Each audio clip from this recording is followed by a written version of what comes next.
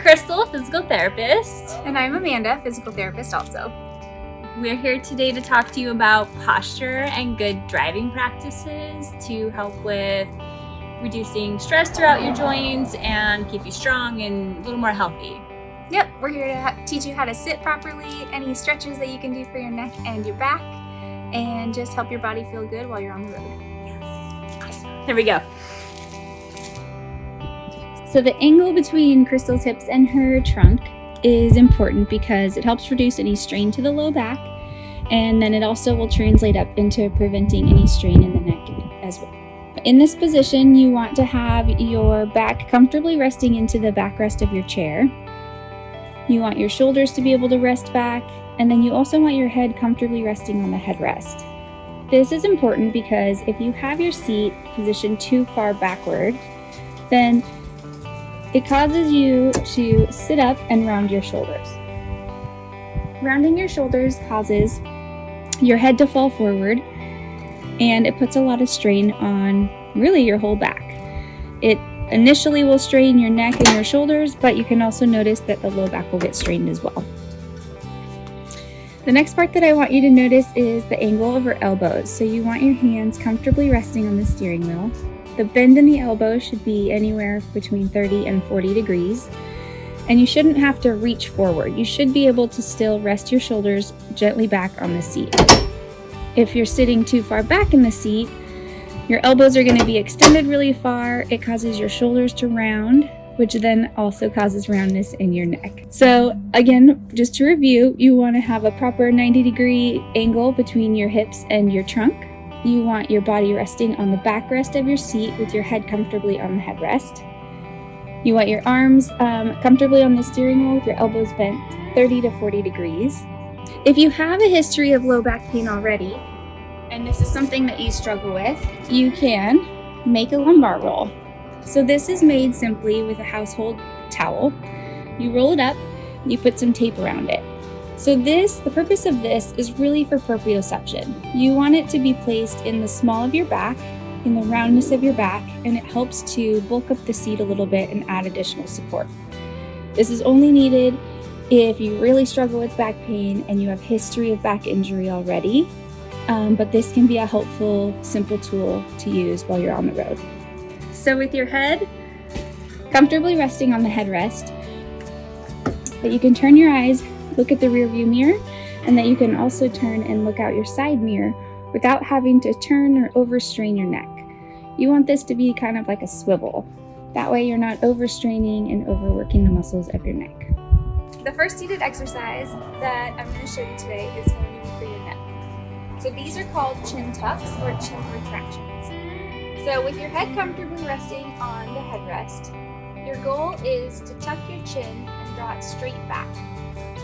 So you're not exactly dropping your chin down because you don't want the back of your head to come off of the headrest. You want it to be comfortably sitting there. You're going to retract your chin backward and imagine elongating your neck and making it tall. You're going to hold this position for 10 seconds and then you're going to rest. You're going to retract again and hold for 10 seconds and then rest. Now I'm going to show you some stretches that can be done in the seated position while in your truck or while on a rest break. The first stretch is going to be for your neck. You're going to drop your right ear towards your right shoulder, and you can even use your right arm to give it a little extra overpressure. This stretches the muscles that go from your neck to your shoulder here. You want to hold that for 30 seconds and repeat that 2 or 3 times on each side. The next stretch, you're going to turn your nose just halfway between your shoulder and the front of your body. You're going to grab the back of your head and gently pull your nose down towards your armpit. This stretches a muscle from the back of your head into your shoulder blade. And then the last neck stretch that we're going to do is just to stretch the muscles that run up and down the back side of your spine. So you're going to tuck your chin a little bit, and then you're going to drop your chin to your chest and just let the weight of your head hold that stretch for 30 seconds. Repeat all of these 2 or 3 times on both sides. The next stretch that I'm going to show you is going to be for your hips and your low back. So the first one you're going to do is you're going to try the best you can to bring your foot and place it up on the opposite knee. This places your leg in a figure 4 position. So you're going to take your hand and push that knee down towards the floor, and you'll feel this stretch here on the front and outside of your hip. You want to hold that for 30 seconds. The next stretch is going to be for the muscles in your buttock or your piriformis. You're going to take that same knee and you're going to pull it up towards your opposite shoulder. You're going to feel this stretch back here. Hold for 30 seconds and repeat 2 to 3 times on each side. The next exercise I'm going to show you are called pelvic tilts. So your pelvis is this bony structure here. Pelvic tilts are important because while you're driving long distances, you can get a lot of achiness or pain in your low back or stiffness from sitting in the same position for long periods of time. So what you want to do is you want to round out your back and kind of slump back so that you feel your low back press into the chair of the backrest of your chair. This is a posterior tilt. Then you're going to rock up and arch your low back into an anterior pelvic tilt. So with this exercise, all you're going to do is go from full range posterior to full range anterior pelvic tilt. You're going to rock back and forth, and you're going to do that about 20 times. The next exercise we're going to do in sitting is going to be for your chest and your shoulders. So these are called scap retractions. Your shoulder blades back here, also known as your scapula, you're going to just draw them back together. You want to feel your shoulder blades squeeze back and down towards your buttock, and then you're going to release. Squeeze back and down towards your buttocks, and then release. This helps to open up your chest, and it keeps the muscles in your back of your shoulder blades strong. So the next stretch we're going to show you is going to be for your thoracic spine, which is the middle part of your back. So when you're spending a long time driving, a lot of us end up like this. So the goal for this stretch is to just get your back to be arched the opposite direction. So you're going to find an area that you can grab onto. It can be a windowsill, it could be the mirror of your truck, and you're just going to step back a little bit, drop your head and your neck between your shoulders, and imagine dropping your chest down towards the ground. You're going to try to arch your thoracic spine down towards the floor. You can come back up and then repeat again. So now we're going to talk about lower body stretching. We're going to start with this long, large muscle that runs along the backside of your leg. It's called your hamstring.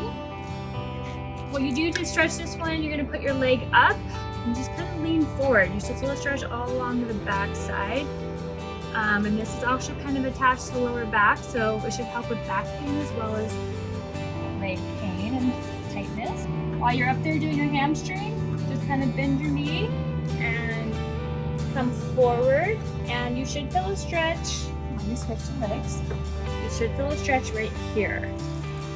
And it's a great one. Next, we're going to do the muscle right here. So you're going to do grab your pant leg if you have to get your ankle and pull back. Otherwise, you can turn around, hook your foot, and tuck your bottom to kind of get that stretch.